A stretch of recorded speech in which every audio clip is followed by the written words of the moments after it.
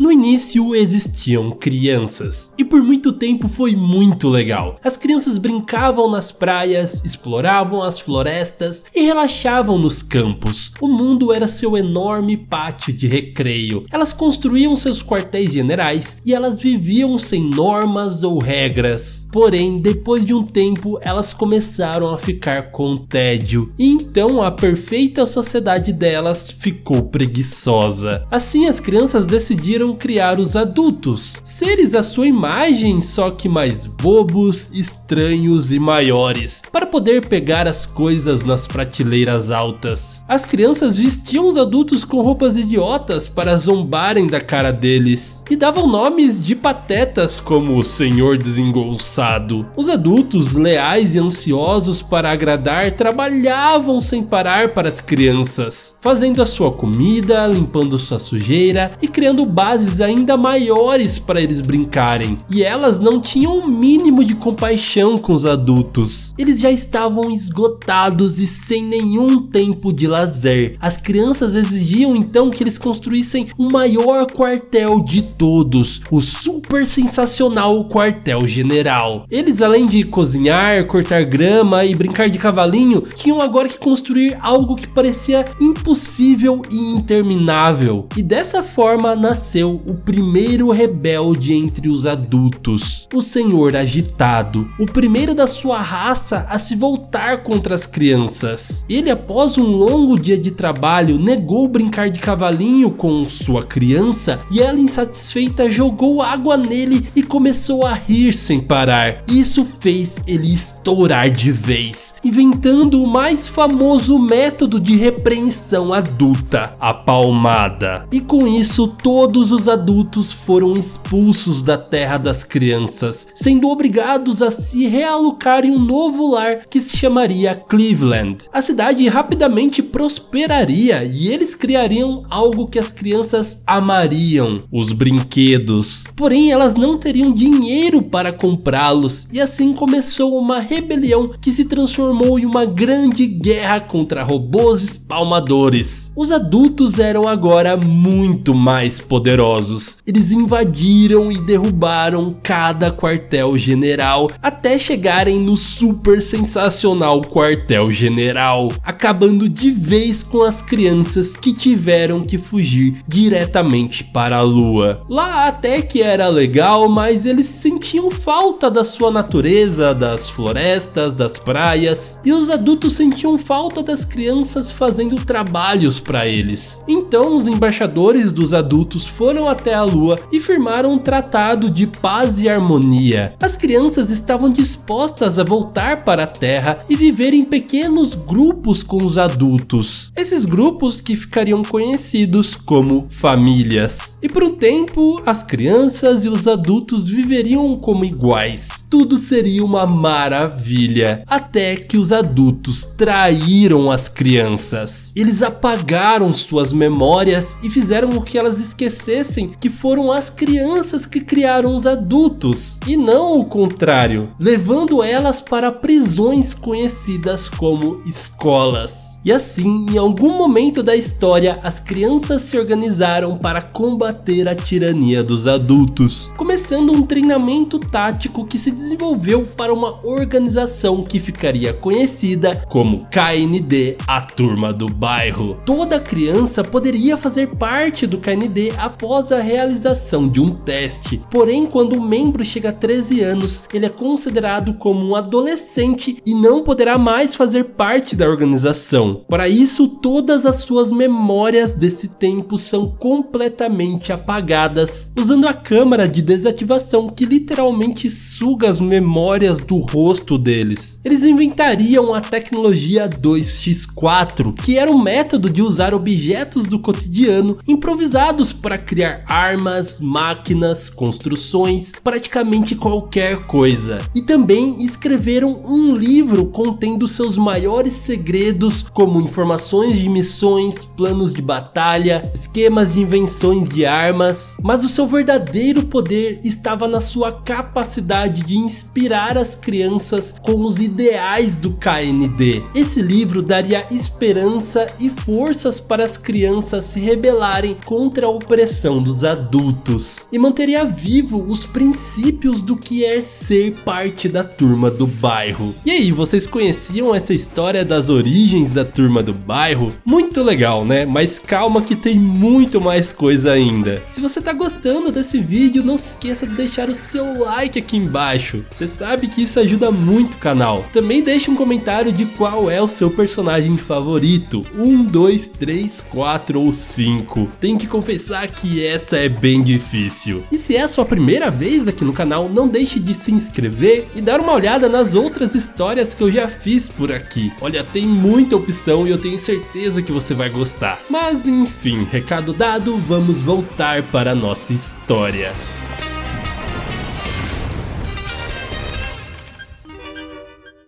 E assim passaram várias eras da turma do bairro, do qual a gente não sabe muito a história, até chegarmos no século XIX com a sexta era. E é muito bizarro porque nesse tempo não eram permitido meninas no KND, e ao mesmo tempo as vilãs eram mulheres. A maior vilã, conhecida como Mãe, morava com as trigêmeas irritantes e lindas na colina e fazia o bolo de aniversário mais gostoso do mundo que elas nunca dividiam. Mas finalmente, após anos de busca, a turma do bairro estava quase obtendo a receita desse bolo. Porém, a mãe já sabia do seu plano e montou uma armadilha fatal. A turma organizou uma batalha na colina que ficou conhecida como Alamode. E quando o número século XIX finalmente conseguiu colocar as mãos na suposta receita, a armadilha foi disparada. 5.000 agentes da turma do bairro foram completamente congelados nessa explosão de sorvete, e eles ficariam congelados por 10 longos anos. Então, quando eles voltaram, tecnicamente eles não podiam mais fazer parte da turma, e assim todos foram dispensados e tiveram as suas memórias apagadas. Apenas o número século XIX que permaneceu desaparecido desde então. Um tempo depois, provavelmente pelo enfraquecimento da turma do bairro depois desse incidente, afinal eles perderam 5.000 agentes, o mundo foi completamente dominado pela tirania de um malévolo adulto que futuramente seria conhecido como Avô. A sexta era da turma do bairro havia sucumbido completamente e toda a sua tecnologia e conhecimento caiu no esquecimento. O mundo virou uma grande prisão onde todas as crianças eram escravizadas e trabalhavam sem parar na fábrica de tapiocas do avô. Isso até um dos seus filhos se rebelar contra ele. Um dia, Monte Uno decidiu fugir da fábrica depois de trabalhar 11.000 dias seguidos, decidido a encontrar uma maneira de acabar com a tirania do seu pai. Junto com ele estava o seu irmão, Benedito Uno, que não queria fazer nada daquilo e estava com muito medo do seu pai. Eles sobem na árvore e lá o desejo de Monte é concedido quando ele sem querer abre uma porta secreta para uma base dentro da árvore que continha a tecnologia 2x4 e o grandioso livro do KND. E assim ele se nomeou como número 0 e usou todo esse conhecimento e tecnologia para derrotar de vez o seu pai, liberando todas aquelas crianças da escravidão e dando início à sétima era da turma do bairro. Ele então fundou e comandava o setor Z junto com seus companheiros, a legendária turma do setor Z. Ele também se apaixonou por uma garota que seria a primeira menina na história a fazer parte da turma do bairro, a número 999. Ele também inventou o aparelho de readmissão, que poderia recuperar as lembranças de alguém mesmo após ter passado pela câmara de dispensa. Ele funcionava com o DNA de um membro, assim como o módulo da turma do bairro, um dispositivo projetado pelo número 227.2 e usado para coletar o DNA de todos os KND no dia da sua graduação, quando eles ingressam na organização. Já Benedito Uno foi por outro caminho. Por algum motivo ele criou um sentimento de ódio pela organização liderada pelo seu irmão, e isso o levaria à mesma natureza maligna de seu pai. Todos os novos membros eventualmente cresceriam e deixariam a turma do bairro. Com o tempo, o Agente Zero e todos os seus grandes feitos seriam contados como histórias de uma lenda que nem sequer sabem se realmente existiu. Monty, já sem nenhuma memória da sua infância como um KND, se casou com a Senhora Uno, que é a antiga número 999, e teriam um filho chamado Nico. Sua casa foi construída ao lado da árvore onde ele achou o livro do KND, a mesma árvore que também seria futuramente o quartel-general do Setor V. Muitos outros membros da sua mesma época infelizmente se tornariam adultos vilões que, sem lembrar de nada, queriam acabar com a turma do bairro, a organização que praticamente todos eles fizeram parte quando crianças. Nesse mesmo tempo, Benedito aperfeiçoaria a Câmara de Transformação, um dispositivo projetado para transformar qualquer criança em uma criança completamente obediente aos adultos e perfeitamente comportada. Provavelmente essa máquina foi criada no século XIX pela mãe para criar as trigêmeas irritantes e lindas. Ele experimentaria com ela com os membros do Setor Z que ele havia raptado. Porém, pela queima de um fusível, a máquina se tornou instável, o que fez ter um efeito extremamente mais forte, resultando na criação da molecada da Rua de Baixo. Benedito seria conhecido desse dia em diante como pai. E além dos seus filhos, ele usaria os serviços de equipe de ninjas adolescentes com a tecnologia de armaduras multifuncionais. Tudo com seu objetivo principal de destruir completamente a turma do bairro. Em 1999 acontece uma grande batalha do KND que ficaria conhecida como a Grande Rebelião Ginasial de 1999. Nessa batalha, supostamente o aparelho de readmissão criado pelo Zero foi danificado sem chances de ser consertado, assim sendo arquivado em uma exposição no super bacana Museu de Artefatos da turma do bairro. Logo, todos os antigos agentes da sétima era crescem e deixam de ser também um KND, dando lugar agora à oitava era da turma do bairro. Seu líder supremo era o incrível agente número 100 e entre os seus quartéis estava o Setor V, inicialmente habitado pela equipe formada pelo número 9, Maurice, os gêmeos número 8A e 8B e sua líder, a número 11, que era a Cree Lincoln, irmã mais velha da Abigail Lincoln, que seria a futura número 5. As duas tinham uma queda pelo Maurice, que realmente era muito incrível. Logo, Abigail entrou para a equipe ao lado da sua irmã e em sua segunda missão, os ninjas adolescentes derrotam o número 8A e 8B, passando catapora para eles, que na verdade são uma espécie de galinhas super bizarras que nascem na pele de quem é infectado. Então, desde esse dia, o objetivo principal da vida de Maurice como agente do KND era encontrar a fonte de catapora dos adolescentes e destruí-la de uma vez por todas. Ele passaria 3 anos sozinho investigando o caso. Um tempo depois, incentivado pela número 5, o Nico começa o seu treinamento no quartel-general do Ártico para também se tornar um KND, e sua maior motivação para isso foi provavelmente pelo incidente que ele teve com a molecada da Rua de Baixo, que de alguma forma fizeram com que ele fosse careca permanentemente. Afinal, ele costumava ter um cabelo castanho super legal, e desde então ele prometeu que iria impedir que a molecada fizesse mal para qualquer outra criança. Ele de início já demonstrou ser muito talentoso, sendo notado pelo número 274, conhecido como o melhor agente do KND de sua época. Ele que subiu de cargo até chegar ao posto de líder supremo depois da saída do número 100. Ele vê um grande futuro no número 1 e torna-se o seu mentor durante seu treinamento no Ártico. Nesse meio tempo, Cree já teria passado dos 13 anos e entrado para a facção de ninjas adolescentes. E toda a formação da turma do bairro do Setor V teria mudado para a mais incrível equipe que nós amamos. Número 1. Nicolas Pereira de Souza Uno, ou apenas Nico, é o líder do Setor V, sempre com seus óculos escuros. Ele é um mestre tático 5, e embora normalmente seja super confiante, acaba sofrendo alguns surtos eventuais quando os outros membros não escutam ou cometem erros durante a missão. Número 2, Horácio P. Geraldo Jr. é um apaixonado por aviões e por voar. Foi ele mesmo que construiu o quartel-general e quase todas as armas do Setor V. Ele é um verdadeiro especialista em inventar novas tecnologias 2x4. Apesar de bem engenhoso, ele é meio sem noção. Vive fazendo piadas sem graça nos momentos errados. Número 3. O Kibi no Komi, ou apenas Cookie. É a japinha fofa e enfermeira da turma. Sempre muito doce e gentil que chega a ser ingênua muitas vezes. Só que as raras vezes que ela fica brava, meu Deus, dá até medo. Ela ama festejar e, claro, os macacos coloridos, que é um verdadeiro vício em sua vida.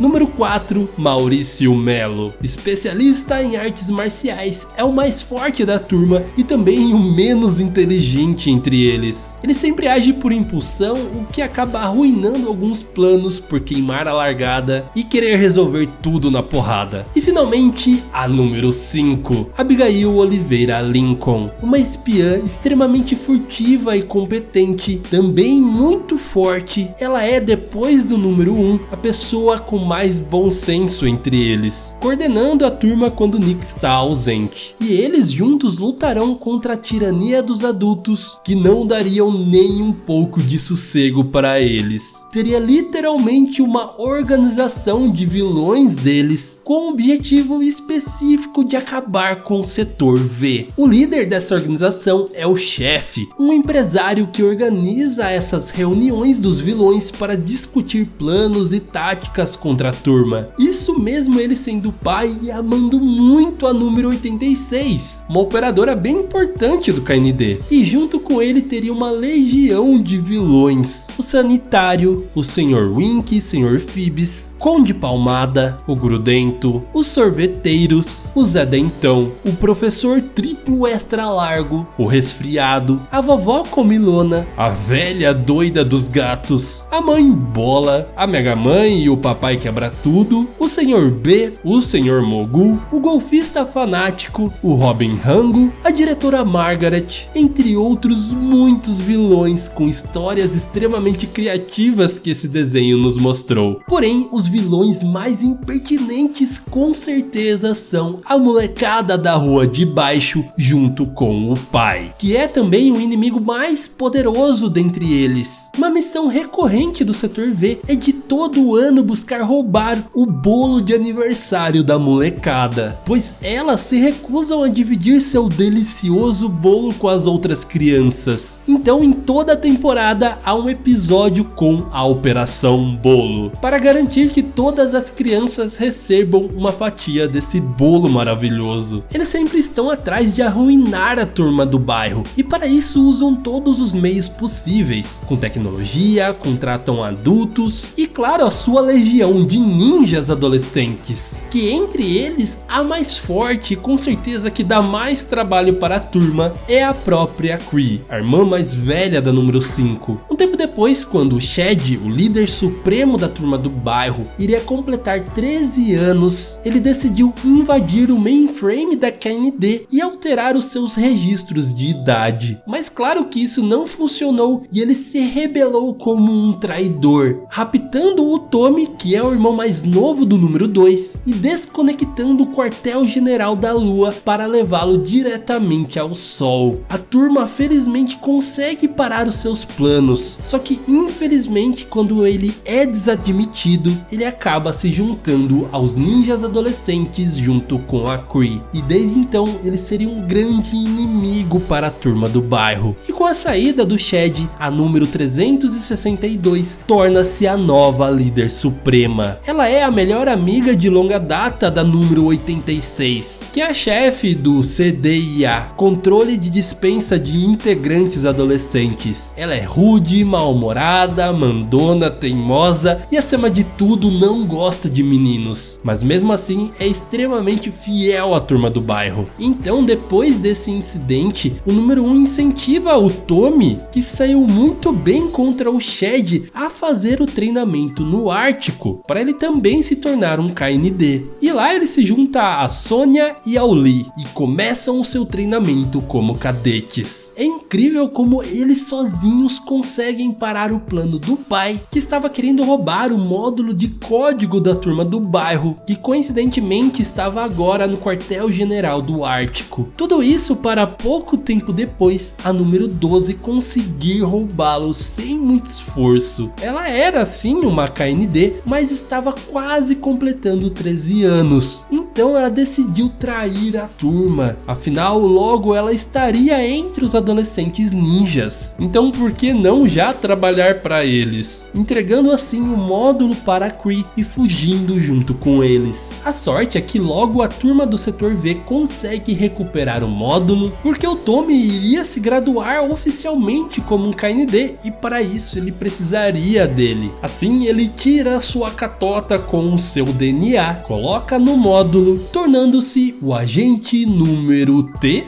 Não sei que não faz muito sentido, mas ele é o número T. O pai logo depois ataca a turma, convertendo todos eles em animais. Mas lá estava o Tommy novamente, que conseguiu salvar todo mundo mais uma vez. Só que infelizmente para isso ele teve que tirar o seu DNA do módulo. E ele tem um sistema de segurança que não permitiria nunca mais ele voltar a ser um operante da turma do bairro. Mas ele não se desanima, ele decidiu se tornar o Tommy, um justiceiro solitário. Nesse momento, 3 anos já haviam passado desde o início da busca de Maurice para destruir a fonte de catapora dos adolescentes. E ele infelizmente completaria 13 anos e teria que deixar a turma do bairro junto com a sua missão. Todo mundo estava muito triste, inclusive a número 86, que é um coração de pedra. Todos realmente amavam muito ele. O que ninguém sabia é que nesse dia ele não seria dispensado e seria um dos poucos agentes da história a continuar sendo um KND, mesmo depois de ter completado 13 anos. Ele agora era um agente disfarçado. Se juntaria aos adolescentes ninjas e a Kree apenas para conseguir sua confiança e terminar a sua missão gloriosamente. E a única que saberia que ele é um agente disfarçado é a número 5, que desde então teria ainda mais admiração por ele. E depois disso começaria uma misteriosa missão onde o número infinito e o número 74.239 seguem todos os passos do Nico. Isso acontece durante toda a 6ª temporada. Eles haviam escolhido ele para um posto desconhecido, até mesmo para a turma do bairro, algo super secreto. E é aí que começa a Operação Zero, a missão mais épica da turma do bairro, em um episódio especial de 1 hora, contra o plano mais maligno do pai até agora. Ele planeja um ataque simultâneo com basicamente todos os adultos vilões clássicos da série, um sendo no super bacana museu de artefatos da turma do bairro e o outro na base lunar. O Nico, que já estava indo ao museu, recusa a ordem da líder suprema para comparecer à base lunar, o que faz mais tarde a 362 ficar muito brava com ele e deixar de dar o posto de oficial tático global que era reservado a ele, dando o posto ao invés disso a número 86. E tudo isso serviu de distração para o pai roubar o aparelho de readmissão do museu sem que ninguém percebesse. E depois, tentando corrigir o seu erro, o número 1 vai atrás dele, o que na verdade já estava em seu plano. Afinal, ele precisava do DNA de algum membro ativo do KND para usar o aparelho. Então, usando a catota do número 1, ele consegue ativá-lo e usar o aparelho em seu próprio pai, o agora conhecido como avô, trazendo de volta o ser mais maligno desse mundo, que uma vez já dominou toda a Terra e estava pronto para fazer o mesmo novamente. Acontece que o avô dá um pé na bunda do pai e não quer nem saber dele, e imediatamente com seus poderes malignos começa a transformar todas as crianças e adultos em velhos zumbis que que trabalhariam para ele novamente fabricando tapioca. Aos poucos, toda a turma acaba sendo transformada em zumbis, sobrando apenas o número 1, que usa o rastreador de DNA criado pelo número 101 para localizar o grande herói esquecido, alguém que apenas ele acredita ter realmente existido, o lendário número 0. Só que para sua grande surpresa, ele descobre que o número 0 era na verdade o seu próprio pai. Então ele usa o aparelho de readmissão para trazer todas as memórias a um dos maiores heróis da turma do bairro de todos os tempos. Ele mostra para o número 1 o livro do KND e diz que eles juntos vão escrever histórias incríveis nele naquele dia. E se isso não fosse o bastante, ele ainda descobre que o pai, o maior vilão que ele luta nos últimos anos, é na verdade o seu próprio tio. E que a molecada da rua de baixo são na verdade os agentes desaparecidos do setor Z. Eles então acabam juntando forças para derrotar o avô, que também na verdade é o próprio avô do Nico. E assim, no final, o seu pai, o número 0, acaba sacrificando todas as suas memórias novamente para acabar de uma vez com todos os planos do avô e salvar todo o mundo. Mas antes disso, ele arma para que o aparelho de readmissão fosse destruído e que ele jamais pudesse voltar a ter as suas memórias novamente, deixando uma mensagem para o Nico de que agora em diante a sua maior missão seria ser um bom pai para ele. Muito fofo, deixando seu legado e inspiração para toda a turma do bairro. E agora entramos no que seria o futuro do KND, um futuro que nunca aconteceu. Nós descobrimos junto com o número 1 que o Shed, o número 274, era na verdade um adolescente disfarçado, assim como Maurice, e que ele tinha feito todas aquelas maldades apenas para ganhar confiança dos adultos enquanto ele dava informações importantes para as crianças, e também dá informação confusa de que existem outros, que são superiores à líder suprema. Então o número infinito o interrompe e diz que o Nico descobrirá para que ele foi escolhido no devido tempo. Eles usam uma tecnologia desconhecida com a catota e desaparecem completamente. Desde então eles nunca mais são vistos, até que o número infinito junto com o número 74.239 aparecem e dizem que está na hora de finalmente levar o Nico. Desde então, os criadores trabalharam numa ideia de continuação para o desenho, a Turma do Bairro Galáctica, ou apenas GKND, uma organização que abrange em um nível galáctico a luta contra a tirania adulta. Nesse futuro, o planeta Terra está completamente dominado pelos adultos, que são mais de 3/4 da população. E o número 1, agora muito descolado e com esses óculos irados,